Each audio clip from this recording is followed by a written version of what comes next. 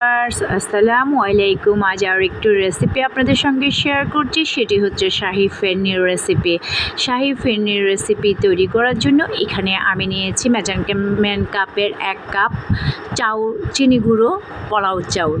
এটাকে আমি 1 ঘন্টার মতো ভিজিয়ে রাখবো।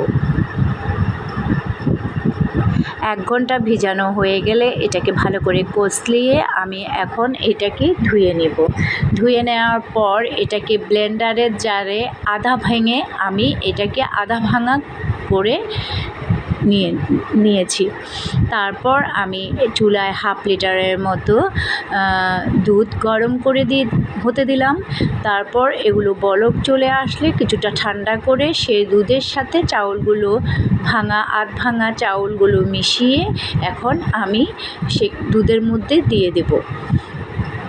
দিয়ে এটাকে ঘন ঘন নাড়তে হবে, ভালো করে নেড়েচেড়ে নিব। তারপর এখানে 1টা তেজপাতা, 2 টুকরো দারচিনি এখানে দিয়ে দিলাম।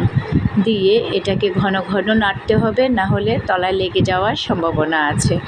তারপর এখানে যেহেতু মেজারমেন্ট কাপে 1 কাপ চাউল, তাই 1/2 কাপ চিনি এখানে অ্যাড করলাম।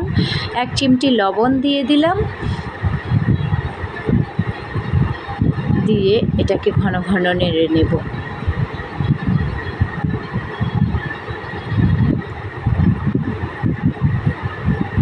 চালটা প্রায় সিদ্ধ হয়ে এসেছে।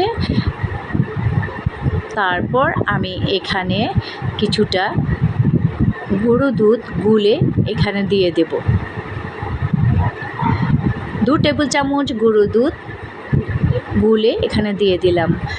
যখন আরেকটু প্রায় সিদ্ধ হয়ে আসবে তখন আমি এখানে বাটিতে 1/3 কাপের মতো ফ্রেশ ক্রিম এখানে দিয়ে দেব। দিয়ে এটাকে ঘন ঘন নাড়তে হবে। চাউলটা প্রায় সিদ্ধ হয়ে গেছে।